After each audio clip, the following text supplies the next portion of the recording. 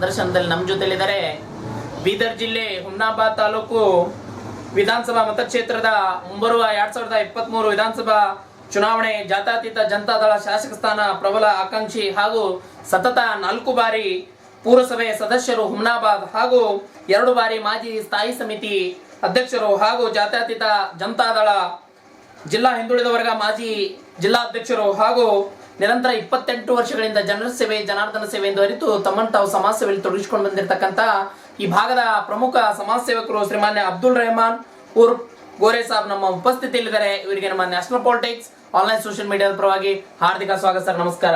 ನಮಸ್ಕಾರ ಸರ್. ನಮಸ್ಕಾರ ಸರ್, ಮೊದಲನೇದಾಗಿ ತಮ್ಮ ಒಂದು ಪರಿಚಯ ನಮ್ಮ ವೀಕ್ಷಕರಿಗೆ ಹೇಳಿ ಸರ್. ಎಲ್ಲರಿಗೂ ನಮಸ್ಕಾರ. अस्सलाम वालेकुम. मेरा नाम अब्दुल रहमान गोरे मियाँ है. मैं बीदर ज़िले हमराबाद म्यूनसिपलिटी बल्दिया का काउंसलर 4थी मरतबा हूँ. सर, ये सियासत में आने के लिए, राजनीति में आने के लिए आपको कैसे प्रेरणा मिली और आप कब आए सर आप सियासत? मैं यहाँ पर हमारा बिजनेस बचपन से फ्रूट्स का कारोबार, हमारे वालिद साहब का कारोबार, हमारे दादा का फ्रूट्स का कारोबार था. सेब संतरे मौसमी जो फ्रूट्स होते हैं ना बड़े हಣ್ಣು, उसका हमारा बिजनेस था. उसके बाद मैं 94 से 99 तक जूस बेचता था, फ्रूट जूस. यहाँ पर पानी की तकलीफ बहुत थी. हमराबाद में लोग 3 किलोमीटर दूर से साइकिलों पे पानी लाते थे. तो मैं देख के मुझे तकलीफ हुई कि मैं भी क्योंकि मैंने जब डेली 10,000 12,000 कमाता था, क्यों ना इसमें 2-3 हज़ार खर्च करके लोगों को पानी पिलाऊँ. रुपये में 4 ने 75% घर पे दूँ, 25% लोगों को खर्चा क्यों ना कराऊँ, गरीबों की मदद करूँ बोल के मेरे दिल में आ गया. मैं कोई ने मुझे सिखाया ना, मैं किसी के देख कर करा. मेरे दिल में खुद आया कि भगवान मेरे को जब दे रहा है दौलत तो मैं उसमें यूज़ करूँ, गरीबों की मदद करूँ बोल के. तो मैंने 2001 में एक दिन में 8 टैंकर लगाकर मैंने पानी बांटा धूपकाले में. जब पानी के बारिश से पहले धूपकाला था, धूपकाला गर्मा के मौसम में कंटिन्यू बांटता रहा. उसके बाद फिर मुझे हमारे हम जिसको हमारे बॉस मानते मरहूम मोहम्मद मेराजुद्दीन पटेल साहब ने मुझे बुलाकर गले में हाथ रखकर कहा कि अब्दुल रहमान गोरे मियाँ साहब, आपको मैं बल्दिया का चेयरमैन बनाता हूँ, म्यूनसिपलिटी चेयरमैन बनाता हूँ बोल के वो मुझे बुलाए. 2004 में फर्स्ट मैंने काउंसलर बना. वहाँ से मुझे कंटिन्यू शौक हो गया. इन्हें मेरा ये मेरे को रोजी रोटी के लिए मैं नहीं करा, कौम की खिदमत करना, सोशल वर्क करना बोल के मेरे दिल में था. मेरा बिजनेस वहाँ से ढाबा लगाया, नेशनल ढाबा बोल के मेरा ढाबा था, नूर ढाबे से आगे वो चलाया 4 साल. फिर मेरा बिजनेस स्क्रैप का बिजनेस अभी कंटिन्यू है. 17-18 साल से मेरा स्क्रैप का बिजनेस है कंटिन्यू. फिर मेरा रियल एस्टेट का कारोबार भी है. तो मेरा एक ही मकसद है कि मैं जो पैसा कमाता हूँ रुपये में 4 आने, 10 लाख कमाया 2.5 लाख बांटना, गरीबों की मदद करना. 20 लाख बांटा 5 लाख कमाया 5 लाख बांटा ऐसा गरीबों की मदद करना मुझे मेरे दिल में. यानी अल्लाह को राज़ी करने के लिए लोगों की भलाई करना, लोगों की मदद करना बोल मेरे दिल में आ गया. तो मैं कंटिन्यूस वैसे ही हूँ. वहाँ से मैं भी कंटिन्यू जो 4 मरतबा काउंसलर बना वो है हमारे मेहरबानी मरहूम मेराजुद्दीन पटेल साहब की. फिर हमारे जो बहुत से हाईकमान कुमार स्वामी देवगढ़ जी वो लोगों का हमारे ऊपर आशीर्वाद है. उनके जितने भी एम है, उनके जितने भी मैनिफेस्टो है, उनके ही मैनिफेस्टो के बोले में चलते हैं. समझो वही काम अभी तक करते आ रहा हूँ. इंशाल्लाह मेरे दिल में आया कि 2023 में मैं MLA ठहरना और MLA जीतना, फिर लोगों की मदद करना मेरे दिल में है. डेफिनेटली सर, अभी ये राजनीति के अंदर आप किसको गुरु मानते हैं आपके?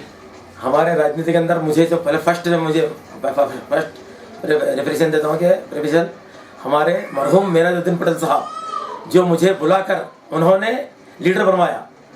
मैं पहले बिजनेसमैन था. मैंने पहले स्टार्टिंग में लीडर बनने से पहले ही पानी बांटा, इन्हें लोगों की सेवा करता था पहले से. कोई गरीब की शादी है 5,000 दिया, कोई मर गया है उसको 5,000 दिया. वहाँ से देते देते अभी 10,000 20,000 5,000 मुझसे भगवान जितना काम ले रहा उतना काम. आल कास्ट का कोई भी भेदभाव नहीं, कोई समाज बोल के नहीं. मुस्लिम समाज हो, हिंदू समाज हो, दलित समाज हो, ST समाज हो, हर के साथ मेरा वही रिलेशन है. मंदिर हो, दरगाह हो, जो मुझे तासुब के लिए खाने के लिए वो जो था उसके लिए मैं जो देना है कंटिन्यू देता रहा हूँ और इंशाल्लाह देते रहूँगा. जब तक दम है, सांस में सांस है, मैं सोशल वर्क करता रहूँगा. ओके सर, सबसे पहले आपको ये पूछना चाहूँगा, पिछले 4 बार लगातार आपने म्यूनसिपल के काउंसलर रह चुके हैं, तो उस ड्यूरेशन में, उस टाइम में आपने क्या क्या काम किया सर आपके वार्ड के लिए? हमारे वार्ड नंबर 14 के लिए मैं वार्ड नंबर 14 से 3 मरतबा जीता। यहाँ पर मैंने, यहाँ ड्रेनों की तकलीफ बहुत थी, यहाँ पर रोडों की तकलीफ, हर 8 दिन में कोई ना कोई आदमी गिरता था हमारे दिल्ली में मस्जिद के सामने, किसका पैर थोड़ा किसका हाथ थोड़ा, ऐसा होता था, बड़े बड़े खड्डे थे। यहाँ पर मैंने पूरा टोटल डेवलप किया रोडों का, ड्रेनेज का। फिर वीरभद्र टेम्पल के सामने बाजू बिसाइड, ये पूरा मेरे ही वार्ड में आता है। हमारा जो कर्नाटक स्टेट के 2 नंबर मंदिर है, ये देवस्थान है वहाँ वीरभद्रेश्वर मंदिर बोल के, वहाँ पर हम कंटिन्यू वहाँ के पूरे रोड़ा बनाया, पूरा ड्रेनेज बनाया। फिर यहाँ बोर के कमाते बोर का काम कराया। फिर ये वार्ड में 156 घर स्लम एरिया, इसको सबसे पहले स्लम एरिया बनाकर स्लम एरिया अप्रूवल लिया। लेने के बाद मैं 156 घर डाला, 7,84,000 रुपये के स्लम के घर। अभी पूरे लोग मट्टी के घर निकाल के आरसीसी घरों में बना दिया। फिर यहाँ से मेरा काम देखकर अभी वार्ड नंबर 4 के लोग, मुझे कोई पहचानता जानता नहीं था, खाली नाम सुने थे वो लोग, कोई मुझे देखे नहीं थे। उसके तरफ से मेरे को वहाँ पर अच्छी अक्सर में जीता कर लाए वो लोग। ये अब्दुल रहमान गोरे साहब बहुत बढ़िया आदमी है, उनके एरिया में ऐसा डेवलप करे, पूरे मट्टी के घर जाके इसके घर बनाए, तुम्हारे आरसीसी के घर बनाए बोल के, वहाँ पर लोग मेरे काम को देखकर मुझे चुन कर लाए वार्ड नंबर 4 में। सर इस बार आप कौन से वार्ड से जीते हैं और वहाँ पे क्या क्या काम अब तक कर रहे हैं आप? वार्ड नंबर 4 से मैं जीत कर 1.5 साल हो गया। वहाँ पर मैंने 50 लाख के रोड़ा, फिर सबसे पहले 50 लाख का काम रखा। पूरे एरिया के रोड ड्रेनेज सीसी रोड्स पूरे हो गए। वहाँ पर 4 बोर डाला। अभी वहाँ पर एक मुर्गी मठ बोल के है, उसको 25 लाख रुपये रखा। ये एक्शन प्लान में हमारे SFC ग्रेड में। अभी इंशाल्लाह वहाँ पर जो भी काम बाकी रहेगा इंशाल्लाह मैं करता रहूँगा। और हुमनाबाद में खाली मेरे वार्ड का काम नहीं करता, मैं टोटल वार्ड का काम करता हूँ। टोटल वार्ड हमारे पास 27 है। कोई वार्ड में मैं ये मेरा वार्ड बोल के नहीं काम करता, टोटल मेरा वार्ड नंबर 14 ही मेरा नहीं, वार्ड नंबर 4 ही मेरा नहीं, टोटल हुमनाबाद में 1 से लेकर 27 तक कोई भी आदमी मुझे बोला भाई मेरे को नल का कनेक्शन चाहिए, मैं उसको हेल्प करता हूँ। कोई बोला मुझे कंस्ट्रक्शन परमिशन के लिए चाहिए, उसका हेल्प करता हूँ। कोई बोला मुझे मोटिवेशन के लिए हेल्प करो, वो करता हूँ। जितने भी कोई बोला मुझे लाइट चाहिए, मेरे घर के सामने लाइट बंद है, वो लाइट का काम करता हूँ। कोई ड्रेनेज का काम, कोई भी वार्ड नंबर 1 से लेकर 27 वार्ड तक मैं कोई भी वार्ड में किसी को, मैं आपके वार्ड का काउंसलर नहीं, मतलब टोटल मैं 27 वार्ड का काउंसलर हूँ, 27 वार्ड का काम करता रहूँगा इंशाल्लाह, अभी भी करता हूँ। फिर मेरे वार्ड में 3 कुंडगिरी बोलते ना खबरस्तान, उसके मैं बाउंड्रीज बनाया। वार्ड नंबर 14 में सबसे पहले बच्चों का खबरस्तान को 10 लाख की बाउंड्री बनाया। उसके बाद हमारे बड़ा खबरस्तान है मीरान खबरस्तान बोल के, वहाँ पर मैं 3 मरतबा 10 लाख रुपये रखा, बाउंड्रीज बनाया उसको। फिर वहाँ पर बोर का इंतज़ाम किया, पानी का इंतज़ाम किया खबरस्तान में। फिर उसके बाद कपूरगिरी समाज बोल के हमारे हिंदू समाज के, उसकी बाउंड्री बनाया 20 लाख रुपये की खबरस्तान की। मेरे वार्ड में जितना भी अनकम्प्लीट का काम था पूरा कंप्लीट कर दिया। और डेफिनेटली सर वैसे ही आप 2 बार पिछले स्थायी समिति के प्रेसिडेंट भी रह चुके हैं पौरसभा के अंदर। उस टाइम में आपने क्या क्या डिसीजन लिए और क्या क्या काम करे और कैसे रहे सर उस टाइम? हुमनाबाद में मुझे जो भी सामने काम बोला, मैं कोई काम उनको वापस नहीं भेजा, टोटल काम किया। कभी भी मैं किसी के बोला ना, आपको जब भी कोई भी आएगा पहले उसका काम चाहिए, चीफ ऑफिसर बोलता था पहले उसका काम क्या लिख ले, वो काम कर दे। कभी हमने किसी को काम नहीं करने का कभी रुका ही नहीं। 10 साल पूरा रहा था, शान से था। कोई भी बोलो तो एक पीरियड रहा था स्थायी समिति अध्यक्ष का 12 महीने, मैं टोटल पहले पीरियड में 5 साल पूरा करा, सेकंड बार भी 5 साल पूरा करा। यानी इन्हीं मसली कोई मुझे निकाला नहीं, कोई मुझे कंटिन्यू करा नहीं। तो मेरा काम देखकर, मेरी ईमानदारी देखकर वो लोग मुझे कंटिन्यू रखे। 2 मरतबा 2 पीरियड जो मुझे रखे स्थायी समिति अध्यक्ष, इसलिए रखे कि ये ईमानदार आदमी है। मैं आज तक 4थी मरतबा इलेक्ट हुआ, मुझे नॉन करप्ट, मुझे कोई भी, आप कोई भी आवाम से पूछिए, म्यूनसिपलिटी में कोई मेंबर से पूछिए, कोई स्टाफ से पूछिए, गौरव भाई करप्शन है क्या? अगर कोई करप्शन होता आज ही राजीनामा देता हूँ। अल्लाह का फजल है और मैं जब तक जिंदा हूँ यही काम करता रहूँगा। मैं बिजनेस करके कमा करके ही खाऊँगा। मैं किसी के तकलीफ देकर, किसी के दलाली कर कर, किसके ब्रोकरी कर कर, पैरोकारी करके मैं नहीं खाऊँगा। मेरा बिजनेस चालू है, मेरा बिजनेस फ्रूट्स का है, मेरा सॉमिल का बिजनेस है, मेरा स्क्रैप का बिजनेस है। हम 7 भाई हैं, टोटल हम 7 भाई एक ही जगह है मिलके, हम सभी भाई मिलके काम करते हैं। सभी भाई एक ही जैसे हैं। हमारे वालिद साहब भी वैसे थे, किसी की भी गरीब गुरबा यतीम मसाकिन की मदद करना, मजलूम पर जुल्म हो रहा था जुल्म से रोकना, हम शुरू से हमारा खानदानी फितरत है, खानदानी काम करते हैं, हम इंशाल्लाह करते रहेंगे। और डेफिनेटली सर उसी के जैसे आप जातीय जनता दल के बीदर जिला माइनॉरिटी के पिछली मरतबा प्रेसिडेंट भी रह चुके हैं, तो वहाँ पे आपने माइनॉरिटी लोगों के लिए क्या क्या काम किया सर वहाँ पे? वहाँ पर हमने जो काम अंजाम देना था, हमारे ऐसे जितना होता था, जो काम हम हमारे लिए बोले लोग, जिसके जो डेवलप करना था, कहाँ पे जो हमको स्कीम्स आते हैं हमारे माइनॉरिटी के, हम उनको स्कीम दिलाए। हमारे जो हमारे अंडरटेकिंग जो काम रहता वो टोटल हमने काम किया। कोई भी हम काम अंजाम नहीं देने का कमी नहीं किया। हम जब भी जो भी काम अंजाम देना था हमको, हम वो काम किया पार्टी की तरफ से। ओके सर, और आने वाले चुनाव 2023 में आप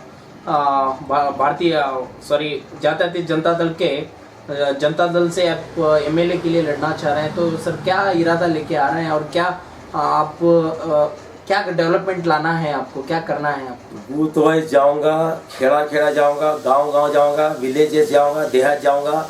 किसकी समस्या क्या है, किसकी तकलीफ क्या है, कहाँ पर पानी की तकलीफ है, कहाँ पर रोडों की तकलीफ है, कहाँ पर घरों की तकलीफ है, कहाँ पर लोगों को हमारे क्या बोलते हैं ये पेंशन है लोगों का, किसी को गिलासों का तकलीफ है, बोले तो जो ऐनक लगा था ना गिलास, वो लोगों को जो भी लोगों की समस्या है पूरे हल करना बल्कि मेरा मकसद है। इंशाल्लाह मैं जो भी डेवलपमेंट करना है तालुका में, जो डेवलप नहीं हुआ आज तक, जो ये लोग अपोजिशन वाले जो हमारे पास कांग्रेस के जो शासक हैं, उन्होंने जो काम नहीं किया, वो उनका पूरा काम नहीं किया, वो पूरा काम मैं करूँगा इंशाल्लाह। क्योंकि उन्होंने खाली उनको एक ही काम लगा हुआ है। अभी जो शासक है अहमदाबाद के, उन्हें खाली हर दिन वो बच्चे का बर्थडे बनाए, फिर उनका बर्थडे बनाए, उनको एक ही काम लगा है। उनको पब्लिक की कोई फिक्र नहीं है, जनता की कोई फिक्र नहीं है, खाली उनको एक ही फिक्र है, हम पैसे कैसा कमाना, इलेक्शन आता ही पैसे देकर वोट लेना, वही एक ही मकसद है उनका। यहाँ पर हम एक ही काम करेंगे, उन जो लोग जिसका जो मजदूरदार है, यहाँ पर इंडस्ट्री लाएंगे, लोगों के लिए जो बेरोजगार है हम उनको रोजी का काम करेंगे, रोजगार देने का। हम यहाँ पर तकरीबन इतना इंडस्ट्रियल इतना बढ़िया एरिया है, ये लोगों को कोई लोगों के रोजगार की फिक्र नहीं है, गरीबों की फिक्र नहीं है।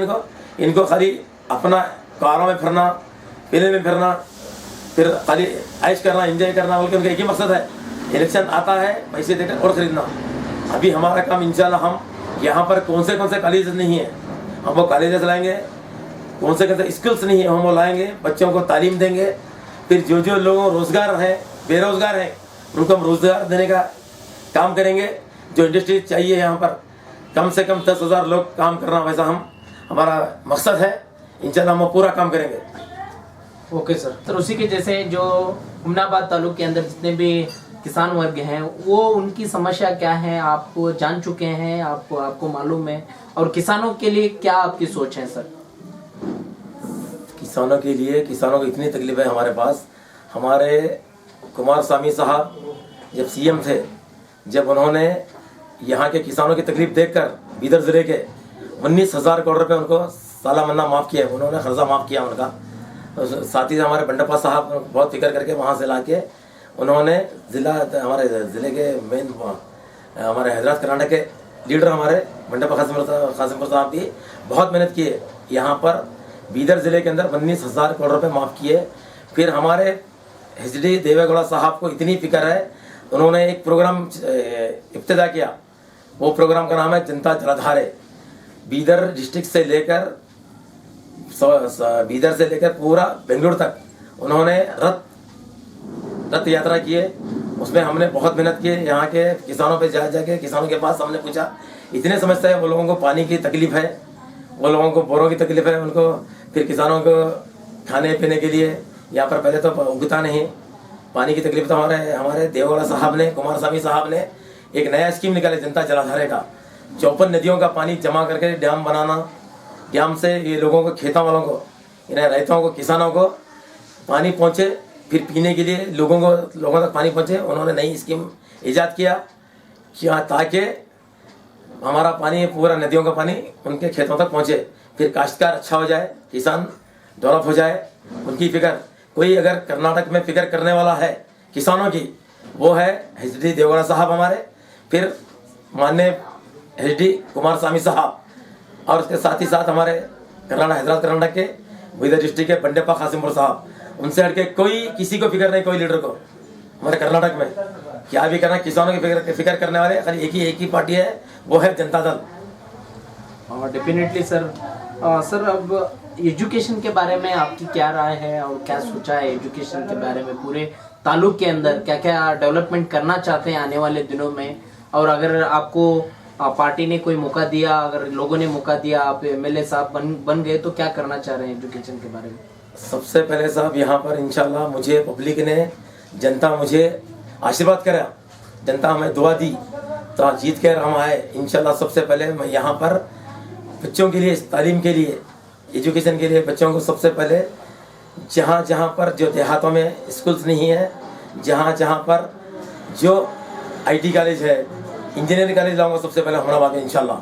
फिर उसके बाद यहाँ पर मेडिकल कॉलेज लाऊंगा। जब हमारी पार्टी, जनता अगर हमारे पार्टी को आशीर्वाद कर कर कुमार स्वामी को फिर से सीएम बनाएगी बहुमत से, तो हमने यहाँ के तालुके में हमारे जितने भी एजुकेशन जो बच्चे हैं, बच्चे पढ़ने के लिए सबसे पहले मैं यहाँ पर लाऊंगा मेडिकल कॉलेज, फिर साथ ही साथ इंजीनियरिंग कॉलेज लाऊंगा, ITI लाऊंगा। जो यहाँ पर कॉलेजेस स्कूल नहीं है वो पूरे लाऊंगा। मुझे वही फिक्र है, दूसरी कोई फिक्र नहीं है मुझे, कमाना लूटना करना ऐसा मेरा इसमें मकसद नहीं है। मेरा एक एम है कि जनता की सेवा करना, गरीबों की मदद करना, क्योंकि मेरा बिजनेस, हमारा पूरे भाई हम बिजनेस करते हैं, बिजनेस करके ही कमा कर हमारा खाना पीना सब अल्हम्दुलिल्लाह बहुत मस्त मज़े में है। मेरे को खाने के घर की कोई फिक्र नहीं है, खाली मुझे जनता की फिक्र है। इंशाल्लाह अगर जनता मुझे आशीर्वाद देंगी, मैं ज़रूर, मुझे जनता पर मैं भरोसा है, अवाम पर पूरे के, वो हमारे कुमार स्वामी देवेगौड़ा साहब को आशीर्वाद करेगी, फिर हमको चुनकर लाएगी। हमें भरोसा यकीन है कि हमारी बहुमत से सरकार आएगी। हम जो काम नहीं हुए हम वो काम को अंजाम देंगे। सर अभी ये पिछले 2-3 चुनाव हुए, बाई इलेक्शन हुए, सिंदगी हुआ, हानगल हुआ और बसव कल्याण के अंदर भी हुआ, तो ये तीनों जगह पे आपकी पार्टी हार चुकी है पूरी तरह से। तो इसको मद्देनजर रखते हुए आपको क्या लगता है सर 2023 आने वाले चुनाव में फिर से एक बार खड़ी होगी आपकी पार्टी, और उसके लिए क्या क्या कोशिश जारी है पूरे कर्नाटक के अंदर? अभी वहाँ पर जहाँ पर हर जगह तो कभी भी इलेक्शन होता है, बाई इलेक्शन, जब भी रूलिंग गवर्नमेंट जो रहती है मशीनरी उनकी ही काम करती है, क्योंकि अब जनता को भी ये मालूम होगा फिर भाई हो सकता है अभी ये इनकी पार्टी तो नहीं है स्टेट में, तो रूलिंग गवर्नमेंट जो है उसको ही ज़्यादा लोग तवज्जो देते हैं, उसको ही रिस्पॉन्स देते हैं। अभी जितनी भी अफवाह है स्टेट कर्नाटक में देख रहे हैं, अभी परसों जो इलेक्शन हुआ हमारे पास हाल ही में, कहाँ पर हमारे यूपी उत्तर प्रदेश में, आप देखिए वहाँ पर क्या क्या हो गया। पूरी तरह से समाजवादी पार्टी स्टेट पार्टी को कहाँ पर 200 वोट से आ रहे, कहाँ पर 150 वोट से आ रहे, कहाँ 5,000 वोट से आ रहे। वो हराया कौन? हमारा हैदराबाद के मजलिस इत्तेहाद मुस्लिमीन, उन्होंने हराया। नहीं तो वहाँ पर स्टेट पार्टी ही आती थी, फिर भी उन्होंने इतने नेशनल पार्टी से टक्कर लिया। एसपी वालों ने, ये जो कांग्रेस वालों ने कितना सफाया किया, वो खाली वो दो ही सीट है वहाँ से 403 में 2 सीट। यहाँ पर भी स्टेट कर्नाटक में कांग्रेस का पूरा सफाया होगा। जनता दल हमारी 1, 2, 3 123 सीट आएंगे। हमें उम्मीद है, भरोसा है जनता पर, क्योंकि अभी जनता पूरी फिक्र कर रही है। स्टेट पार्टी हर तरफ जहाँ पर, जैसा वेस्ट बंगाल में स्टेट पार्टी आई, जहाँ पर तकरीबन कर्नाटक हमारे स्टेटों में स्टेट पार्टी है, यहाँ पर हमें भरोसा है, पब्लिक भी हमारा काम देख रही है। अभी हमारा हाल ही में जनता जलधारे का बहुत बड़ा प्रोग्राम हुआ। हिंदुस्तान में उतनी पब्लिक कहीं पर भी नहीं है, लाखों के तादाद में पब्लिक आई वहाँ पर। इतना बड़ा नेहरू बंगला बोल के बेंगलोर में बहुत बड़ा प्रोग्राम होगा। लोगों को देखकर फिर हमारे पार्टी में बड़े बड़े दिग्गज नेता लोग आए, सीएम इब्राहिम साहब आ गए, और ऐसे कई लीडर नेता आने वाले हमारे पार्टी में, कांग्रेस छोड़ के, बीजेपी छोड़ के। हमें उम्मीद है जनता पर कि जनता फिर से हमें बहुमत में लाएगी। हमारे सीएम कुमार स्वामी देवेगौड़ा साहब जो किसानों की फिक्र कर रहे हैं, उसके फिक्र को लेकर लोग हमें वोट देंगे, बल फिक्र है। फिर मुझे भी उम्मीद है कि हमारे हाईकमान पर मैं आकांक्षी कोशिश कर रहा हूँ कैंडिडेट बनने की। मुझे पूरा यकीन है, मुझे कुमार स्वामी देवेगौड़ा साहब मुझे टिकट देंगे, अवाम मुझे जिता करेंगे, मुझे भरोसा है। इंशाल्लाह मैं यहाँ से कैंडिडेट बनूंगा। सर आप और आपकी पार्टी को, जातीय जनता दल पार्टी को लोग क्यों वोट देना चाहिए, क्या वजह बताएंगे सर आप? जनता दल पार्टी को वोट देने क्यों देंगे वोट, बोले तो आपको भी मालूम है, पता है आपको भी, आप मीडिया वाले हैं। अभी जो बीजेपी गवर्नमेंट हमारे कर्नाटक स्टेट में है, ये क्या कर रही है आपको भी पता है। सबसे पहले ये लोग लाए बाबरी मस्जिद का, वो इशू खत्म हो गया, इन्हीं के पास कोई काम नहीं, कोई डेवलपमेंट नहीं है इनके पास। देखिए खाली धर्म में टुकड़े डालना। उसी के बाद लाए ये लोग NRC NPR लाए, वो खत्म हो गया। फिर उसी के बाद नया इशू लाए हिजाब, उसके बाद वो लाए NRC NPR CAA का, वो खत्म होते ही फिर हिजाब का लाया। उसके बाद झटका काट, हलाल काट। हमारी पार्टी को वोट क्यों देना बोले तो आप ही को बात आपको पता है कि जनता दल जातीय सेकुलर पार्टी इसलिए है कि ये किसी के, ये महिलाओं के हक में बात करती है, सम्मान करती है, फिर तुम्हारे किसानों के बारे में फिक्र करती है। और पहले भी किसानों का खर्चा कोई माफ़ करने वाली पार्टी है, वो एक ही पार्टी है HD देवगौड़ा साहब की, जनता दल सेकुलर। लोग अभी वो इश्यू अगर हमारा कर्नाटक में ना कांग्रेस उठाई है ना कोई पार्टी उठाई, बीजेपी के खिलाफ अगर कोई पार्टी है, अगर किसके भी पूरी जनता के फेवर में बात करी है, वो है कुमारस्वामी, JDS सरकार, JDS पार्टी हमारी। कुमारस्वामी इसके बारे में वोट क्यों डालना, बोला तो वोट इसलिए डालना चाहते हैं पब्लिक, इन्हों किसी का भेदभाव नहीं करते हमारी पार्टी। उन्होंने हिजाब के बारे में आवाज़ उठाई, उन्होंने NRC के बारे में आवाज़ उठाई, उन्होंने झटका कट हलाल कर के बारे में आवाज़ उठाई। फिर किसानों के लिए तो बहुत बड़ी अभी जो आवाज़ उठा रहे हैं किसानों के बारे में, इसलिए हमको जनता वोट दी के हमें भरोसा है। आपको भी पता है, आप तो मीडिया वाले हैं, हमारी पार्टी क्या काम करी है, क्या कर रही है, क्या करती आ रही है और क्या करने वाली है। डेफिनेटली सर, मैं हमारे मीडिया की ओर से आपके हुमनाबाद के अवाम को क्या कहना चाहेंगे सर? मैं हुमनाबाद के अवाम से कहना चाह रहा हूँ कि मैं 4 मरतबा कंटिन्यू काउंसलर हूँ। मैं 28 साल से काम करता आ रहा हूँ जनता दल पार्टी में। मुझे हमारे हाईकमान पर पूरा यकीन, पूरा उम्मीद, भरोसा है HD देवगौड़ा साहब के ऊपर, HD कुमारस्वामी के ऊपर, फिर हमारे हैदराबाद कर्नाटक के लीडर दिग्गज नेता बंडेप्पा कासिमपुर साहब के ऊपर। मैं उम्मीद है कि मैं आकांक्षी बनने जा रहा हूँ, फिर मैं कैंडिडेट बनने जा रहा हूँ। मुझे उम्मीद है हमारे हाईकमान के ऊपर, फिर जनता के ऊपर मुझे वोट डालेगी। मैं जब कैंडिडेट बनूंगा तो जनता के ऊपर पूरा यकीन है मुझे, वो वोट डालेगी, मैं जीत कर आऊँगा। ओके सर, अब तक हमारे साथ जुड़े रहने के लिए, आपका अनुभव हमारे और हमारे दर्शकों के सामने बताने के लिए आपका बहुत बहुत शुक्रिया सर। नमस्कार सर। ತಾವು ನೋಡಿದ್ರಲ್ಲ ವೀಕ್ಷಕರೇ, ಬೀದರ್ ಜಿಲ್ಲೆ ಹುಮನಾಬಾದ್ ವಿಧಾನಸಭಾ ಮತಕ್ಷೇತ್ರ 2023 ವಿಧಾನಸಭೆ ಚುನಾವಣೆ ಜಾತ್ಯತೀತ ಜನತಾದಳ ಶಾಸಕ ಸ್ಥಾನ ಪ್ರಬಲ ಆಕಾಂಕ್ಷಿ ಹಾಗೂ ಸತತ 4 ಬಾರಿ ಪುರಸಭೆ ಸದಸ್ಯರು ಹುಮನಾಬಾದ್ ಹಾಗೂ 2 ಬಾರಿ ಮಾಜಿ ಸ್ಥಾಯಿ ಸಮಿತಿ ಸದಸ್ಯರು ಅಧ್ಯಕ್ಷರು ಹಾಗೂ ಜಾತ್ಯತೀತ ಜನತಾದಳ ಹಿಂದುಳಿದ ವರ್ಗ ಮಾಜಿ ಜಿಲ್ಲಾ ಅಧ್ಯಕ್ಷರು ಹಾಗೂ ನಿರಂತರ 28 ವರ್ಷಗಳಿಂದ ಜನರ ಸೇವೆ ಜನಾರ್ದನ ಸೇವೆ ಎಂದು ಅರಿತು ತಮ್ಮನ್ನು ತಾವು ಸಮಾಜ ಸೇವೆಯಲ್ಲಿ ತೊಡಗಿಸಿಕೊಂಡು ಬಂದಿರತಕ್ಕಂಥ ಈ ಭಾಗದ ಸಮಾಜ ಸೇವಕರು ಶ್ರೀಮಾನ್ಯ ಅಬ್ದುಲ್ ರೆಹಮಾನ್ ಊರ್ ಗೋರೆ ಸಾಬ್ ಇವ್ರ ಮಾತುಗಳನ್ನು ಇವರು ಇನ್ನಷ್ಟು ಹೆಚ್ಚಿನ ಮಾಹಿತಿಗಾಗಿ ಹಿಂದೆ ಲಾಗಿನ್ ಆಗಿ www.politiciansinIndia.com. ಜೈ ಹಿಂದ್, ಜೈ ಕರ್ನಾಟಕ.